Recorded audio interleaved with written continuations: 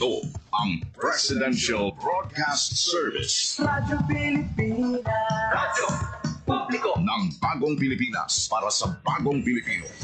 Naghahatid ng mahahalagang balita at impormasyon na guugnay ng pamahalaan sa sambayanan. Tulay sa himpapawid na serbisyo publiko. Radyo Pilipinas, Radyo Publiko, ang boses ng Pangulo.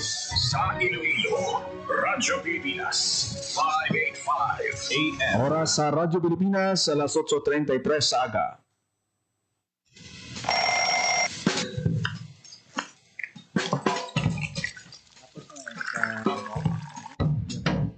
Aga sa Iloilo. Masako. Magahod.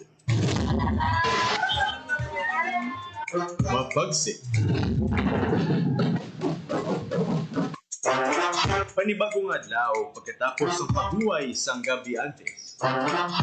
Bago nga paglaom.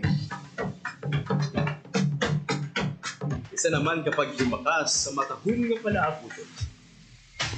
Iloilo Morning, ang programa kaupod ninyo sa pamahaw kunaga. Magadulong sa labing uligi nga balita. Mga istorya halin sa Iloilo, kag iba niya bahin sang rehiyon. Mga ginahuluhang balan, kag mga trending topic sa social media. Ululupod naton at tubangon ang maayo nga aga. Magpamati na sa Iloilo Morning. Dili sa 585 kHz sa AM band sa inyong mga radyo. Radyo Pilipinas Iloilo, the only government radio station in Western Visayas.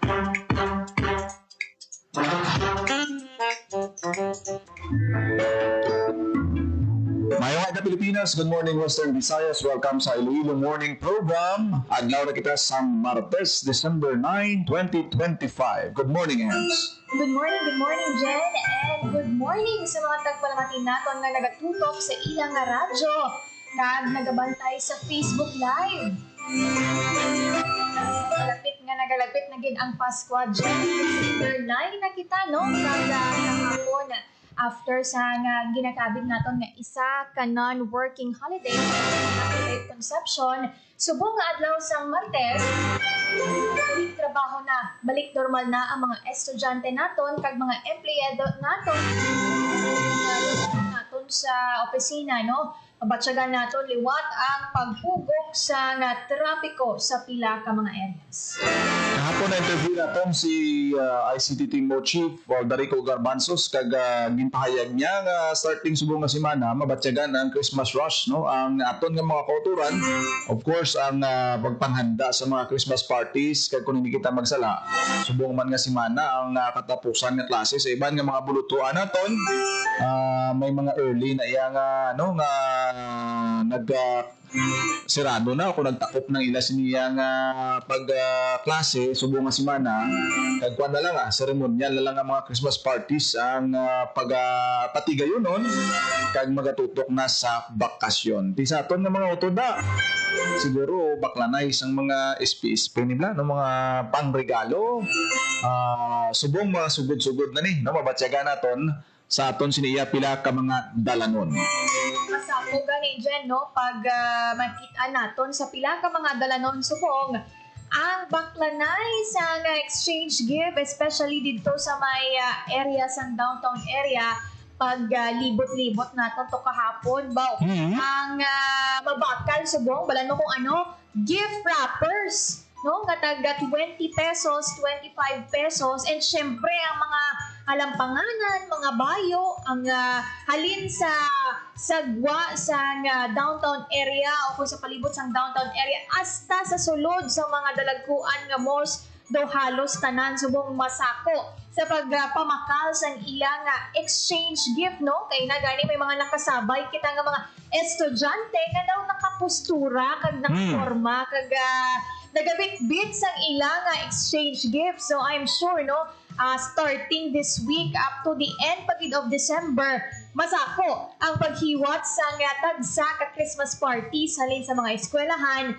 pagkaduman sa inyong nga mga tagsa ka obra. Mo na gani no nga may na come across kita nga quotes kagina no nga ang gina-remind niya nga ang pagpanagtag mo sang regalo or ang pag-give back mo abi dapat within your means no kung ano lang ang masarangan nimo. So this is a reminder sa mga tagpalamati naton, sa mga adulting naton dira or sa mga makabig naton nga breadwinner na kung ano lang ang masarangan amo lang ng inyong nga baklon dapat within your budget mangin wais kita subong nga holiday season.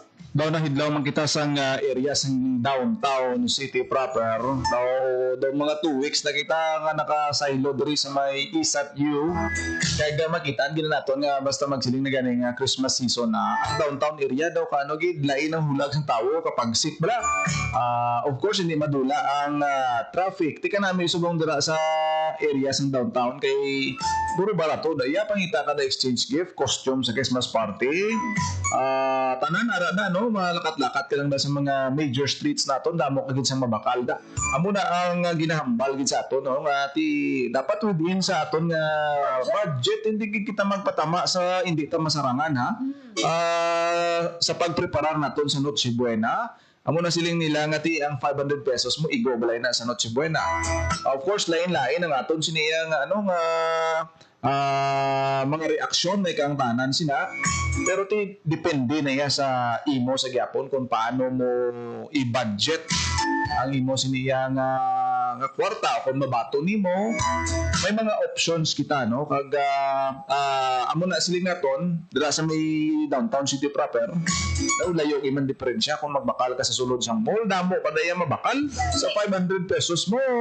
Kuan lang na iya kisa 2 ka bilog donut kag isa ka baso nga kape sa sulod sang mall pero ibakal bla sa may downtown area kay do kadamo sang mabakal mo da kag daw mamurumag-an sa aton siniyang nga bulsa especially nga wala da ang aton gani nga 2 ka mga markets da nagdugang sa mga options so pwede makapadulungan sang aton siniyang nga mga kauturan. Kag subong ya Jen, may mga trend ang mga tagtaganay isang regalo no. Aside sa mga budget, abi may iba yan. May nakaset sila nga budget tag 150, tag 500 pesos. May iba niya nga may tema pagid no. So do halos kada Christmas no, nagiging creative kita sa pagpanumdum kung ano naman ayhan ang tema sang regalo. May mga tema balang inyo nga mga regalo or kung kaisa sa games no or sa parlor games no so mangin magbantay kita no while pamakal kita sang regalo especially dira sa may downtown area and syempre ang reminder naton nga baklon lang no ang within your budget.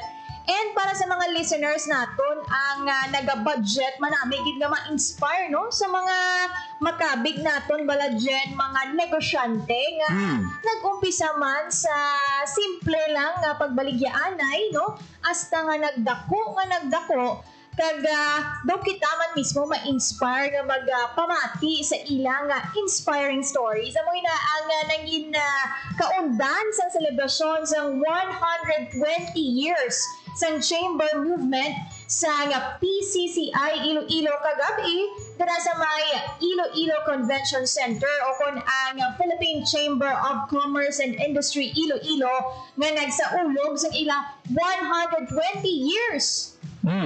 Sa pinaagi sa pagdumdum no kag pag-recognize sa mga kinakabig naton institusyon na kag leaders na sa patag sang negosyo diri sa syudad kag probinsya sang Iloilo.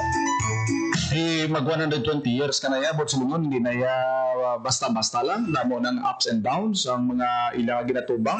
Hindi lang na ya kalamidad sa nadulot sa nature nato ng economic ng mga challenges sa mga hurdles sina nga tigin overcome sa aton siniya nga mga pila ka mga negosyante kag manami gid no kung ako sa inyo kung interesado ka mo ang mga subong mga gifts mga mabaton nila mga material nga butang ang nami gidi hibaloon naton kung ano ang mga nangin reason kung nga ang nang ibabaw kung nangin successful ning pila naton ka mga negosyante kay base may makuha kita diri kay hindi gid malain ang maghandom na mangin kasubong nila itudlo lang entrepreneurial skills kay isa mo na ang elemento nga daw kulang gid kita no gasalig kita ya sa hard work ta ti sa San nga masarangan ta lang na on our own capacity bilang tao kakapoy man kita no pero ang mga ano na to mga negosyante nami gid nga kung pwede ta mas makopya masuno ang mga sekreto nila kung i-share nila mas maayo gid ma-apply naton. Ika Gab Ejen, no? Namati kita sa pila ka mga inspiring stories sa mga negosyante naton. Sang gitagaan sila sang pila ka awards sang PCCI Iloilo. Lakip na diri no ang pagkilala sa Young Ilonggo Entrepreneur of the Year. Ilonggo Entrepreneur of the Year kag Aspiring Entrepreneur of the Year kag ang highlights sang selebrasyon ang pag-award nila Jen sa 20 no or 12 ka mga leaders sa mga nanuay tuhay nga institusyon sa patag sang agrikultura, edukasyon, hardware, ikaayong lawas, hospitality and accommodation, manufacturing, kag iban pa nga sektor sang negosyo. Dito nato na kilalaan dyan nga ang leader galing nga nag-umpisa sa breakthrough no ang restaurant diri sa Iloilo City naghalima no isa ka gamay nga entrepreneur hasta nga nagdako kag daw kada isa sa ila may inspiring story sa kung ano ang ila nga nalabot subong no so gitagaan sang award ang mga makabig na naton nga institusyon na sa patag sang negosyo nga wala lang naghatag sang dako nga impact diri sa syudad sa Iloilo kundi pati na ang may mga branches pagid sa mga pila ka area diri sa pungsod Pilipinas. Halimbawa lang dira Jen ang sa patag sang agriculture. Ang gintagaan sang award si Dr. Mary Lou Lacson Arcelo nga sila sini ang sa likod sang John D. Lacson Maritime University nga ginakabig no nga isa sa pinakadako nga institusyon kag source sang seafarer sa bilog nga pungsod Pilipinas. Sa bahin naman sang hardware no nangin awardee si Mr. Tomas Tan kag sa bahin sang food services si Raimundo Robles kag sa bahin naman sang hospitality ang tag-iya sang sikat bala nga 21 group of hotels diri sa Iloilo City ang nangin awardee naman si Mr. Romeo Go. Bahati ka damo gid no sa mga Ilonggo naton nga mga negosyante nga ti bilang katapos ang PCCI Iloilo dako gid ang ilang kontribusyon kay ti ang ilang nga negosyo naghatag sang madamo nga employment sa aton sinipila ka mga kauturan amo naman sila naton nga tikong healthy ang ekonomiya may oportunidad nga iya nga makahatag sang employment sa aton siniya nga mga kauturan hindi kita matingala kung nga ang Iloilo City isa sa may pinakamadamo nga university nga eskwelahan kay ti ang isa sa naga-attract gid EMS no sa mga investors ang workforce nga makuha nila dra no mga graduates ang mga pwede maka-apply sa ila sa negosyo kag trabaho dako gid ang mabulig sa ila so isa ina sa manifestation kung nga ang nagapadayon ang growth sang ekonomiya diri sa may syudad sang Iloilo. Ano ba dyan mamatian naton ang interview naton kay Mr. Colbert Fu, ang president ng PCCI Iloilo kag regional governor ng PCCI Western Visayas. Ang event tonight is para sa ating celebration ng 120 years of single movement diri sa Iloilo. Nag-celebrate kami because of the province of Iloilo. So since may city na kasi buong sinagala na natin ang celebration in the city of the province of Iloilo. Yes. Ang highlight natin sa mga gabi, tatlo ka kategorya. Ang first is to acknowledge din ang mga atong partners. Eh, kung wala mga partners natin, wala kita pa outstanding chair of the Philippines, kaya nakahalapin kita.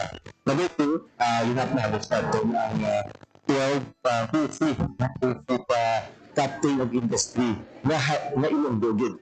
Kaya hindi lang mga dakot-lag ko kita nagsulod din mo gusto nang nagpagtabago sa negosyo. Busy ka bilog na sila. Ayun makikilala kung patong suwatid. Pangatlo, ang ating hindi na kada Disyembre, pinarecognize sa kung outstanding Pilonggo ang Papilyon. Hindi naman yan ang may tatlong sa kategorya ng entrepreneur. Startups, ang mga aspiring entrepreneur. Number 2, ang young entrepreneur. At number 3, ang outstanding entrepreneur of the year. So, anong startup? Anong aspiring? Startups natin. Na-proven with sa mga sa kasi with negosyo, innovation. Ang kagawa ang young entrepreneur ang kabataan mga 34 years old and below. Pero kung sila na diri, dalhin natin sa national to bid them for the outstanding young entrepreneur na gina-sponsor ng Japsia. Ang pangatlo, ang mga entrepreneur, ang mga negosyante na yun yung season na pwede ng bata, pwede ng pinila, pwede ng mupo rasolidate.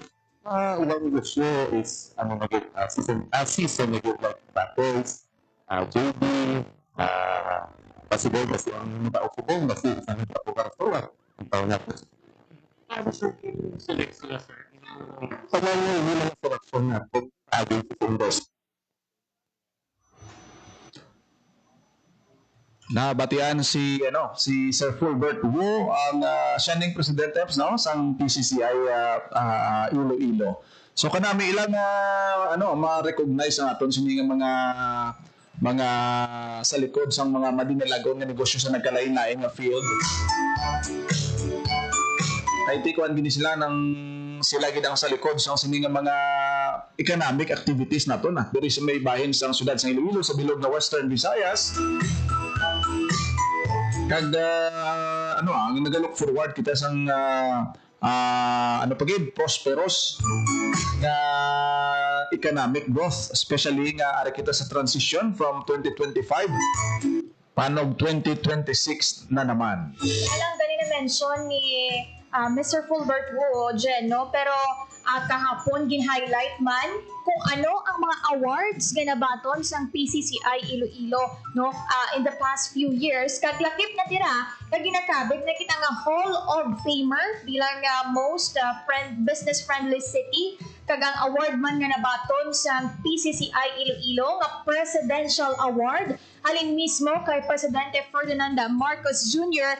nga para gani sa mga nagabugos no sang PCCI Iloilo at nagapakita ini sa nga testament no and commitment sa ilang nga sektor agud mapasanyog pa ang ekonomiya sa nga syudad kag probinsya sang Iloilo kag subong Jen ang ilang nga focus no while nabaton nila ang mga amoto nga awards ang ila subong nga focus is pagbulig sa mga magagmay micro, small, and medium enterprises diri sa syudad kag probinsya sang Iloilo. Amo na gani no nga nalipay man kita nga lakip man sa gin-awardan is ang mga aspiring pa lang kag ang mga bataon nga Ilonggo entrepreneurs kay sila nga nila no naga-invest sila subong no sa padamok pagid kag pagbulig pagid pag-assist sa mga magagmay natong nga negosyante pag nagapati sila no nga sila ang masunod nga leader sa nga business sector diri sa syudad kag probinsya sang Iloilo.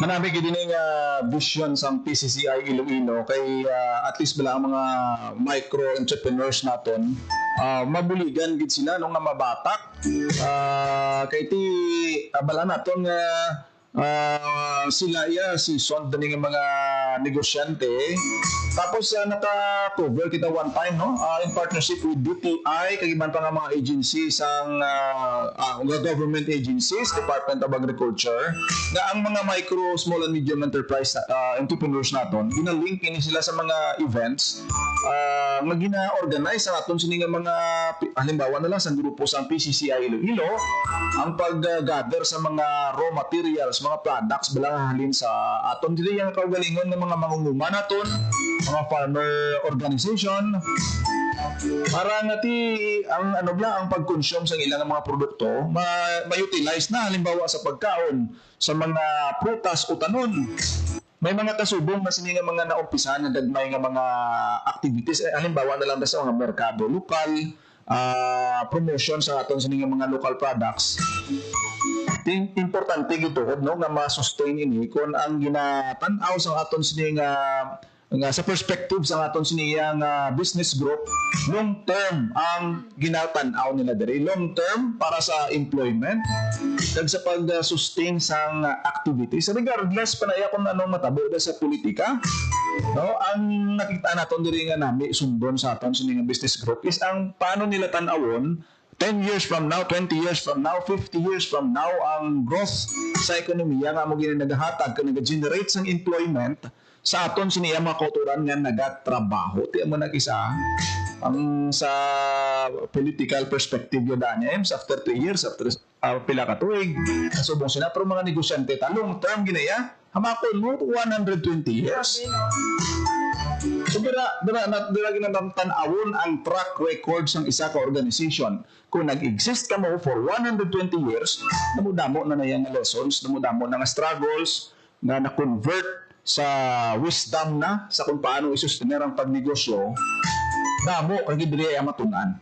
Gani, kag nag-observe lang kita kahapon dito sa Kaiwatan dyan, no? Kag nakitaan naton nga bilang isa ka Ilonggo, ang pride mo bala, no? Nga to see this kind of business leaders na maghalin sa aton kag kaya nila nga mangin successful outside of Iloilo City. Duma namin manini nga inspiration sa tanan didto no sa sulod sa Iloilo Convention Center no halin sa mga aspiring naton nga entrepreneurs hasta sa mga nagahandom pagid nga mangin successful man sa business. And highlight ko lang na aside sa pag-award no sa mga negosyante, gitagaan man nila sa recognition kahapon ng mga partners no halin sa local government unit, halin sa Iloilo City Government, Iloilo Provincial Government, pati mga ahensya sa gobyerno, Jen. Ang ginakabig nila nga partners, kaangay sa DTI, DOLE, no? DOT Region 6, kada pila pagid ka mga ahensya sa gobyerno ang lakip man sa ilang ginahatagan sa recognition kag award kahapon. So nagapakita lang ini sa mabaskog man nga partnership no kag nalipay kita nga ang PCCI Iloilo ang ilang mga members despite sa success ng mga ilang nga nalabot nagabalik paghihapon no kag wala gid sila nagakalipat no kung sino ang nagbulig sa ila kag kung sino ang ilang nga nangin partners no in progress. So kabay pa kung tani no nga ma-sustain ini kag samahin sang PCCI Iloilo, kabay pa nga maano pagid ma-maximize ang inyo siniya nga vision na ulit doon ang mga small and medium entrepreneurs naton ay hindi pwede nga ano bla ang manami lang diri nga sa inyo siniya gina-foresee nga kauswagan o kung growth sa patag sa ekonomiya, hindi pagkaluntan ang lokal na panguluhan, ang mga pumuluyo, ang welfare sa pumuluyo, ang participation sa madamo dira nga mga ano bla mga charity works.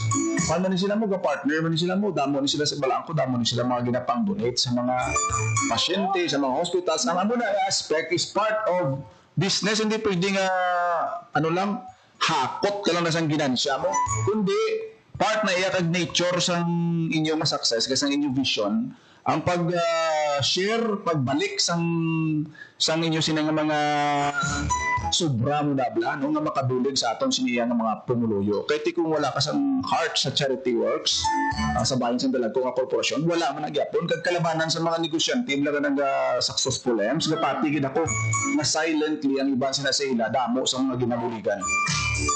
Nag-deserve man nila ang ilang nga success no kag din pangamudlayan man nila ang ilang nalabot subong no. So again, congratulations sa tanan nga nagdaog kag nakabaton sang award and we wish no nga malawig pagid ang organisasyon sang PCCI Iloilo kag madamo pa sila nga mga magagmay nga negosyante nga mabuligan. Bago kita magtakop at nung ginatamyaw sing happy birthday si Anay Isat U President kag karon Regional Director sa Commission on Higher Education Region 6 Dr. Raul Muyong. Happy birthday gid sir kag sa tanan nga mga naga-celebrate sa inyong birthday subong adlaw kay Sir Rex Basera. Happy birthday kag sa tanan naton nga mga Facebook live viewers. Merry Christmas gid sa inyo in advance. Pila na lang ka adlaw daan Christmas na. And speaking of Christmas, Jen, 16 days to go. Christmas na, pila na lang gid katulog. Gani advance Merry Christmas sa tanan nga nagapamati sa atong subongkad sa tanan nga nagabantay sa Facebook Live. Wala na kasang oras diri sa Iloilo Morning. Gani thank you sa inyong nga tanan. Sa kinaandan kami ang inyong alagad. Janelle Baclay, Kag Emero Santiagudo. Until next time, diri lang sa Iloilo Morning. Ang inyong tulay sa himpapawid ng serbisyo publiko. Ang Presidential Broadcast Service, Radyo Pilipinas, Radyo Publiko. Radyo Pilipinas. Publiko. Kinilala ng pang-international at prestigyosong Asia-Pacific Broadcasting Plus Awards 2025 para sa kategorya ng Government Streaming. Ito ay dahil sa epektibo nitong pagsasanib ng mga tradisyonal na media tulad ng telebisyon, radyo at print para masabayan ang mabilis na pag-inog ng mundo ng digital at social media tungo sa mas epektibong paghahatid ng mahahalaga at napapanahong mga impormasyon sa mamamayang Pilipino. Kinilala rin ang Radyo Pilipinas dahil sa patuloy na pag-akyat ng rating. Ngayon ay matatag sa pang-apat na pwesto sa Mega Manila ayon sa pinakahuling Nielsen Radio Audience Measurement Survey. At sa social media, nakamit ang mahigit 2,000% pagtaas ng bilang ng mga sumusubaybay sa Radyo Pilipinas page sa unang bahagi ng 2025. Patunay ito na ang inyong Radyo Pilipinas Radyo Publiko ay tunay na kaagapay ng inyong pamahalaan sa paghahatid ng serbisyo sa mga mamamayang Pilipino. Mula sa aming lahat, sa ngalan ng inyong pamunuan at mga kawani ng Presidential Broadcast Service, kasama ang inyong mga himpilan ng Radyo Pilipinas sa buong kapuluan. Maraming salamat po sa inyong lahat, sa inyong pagtangkilik at pagkilala. Radyo Pilipinas. Radyo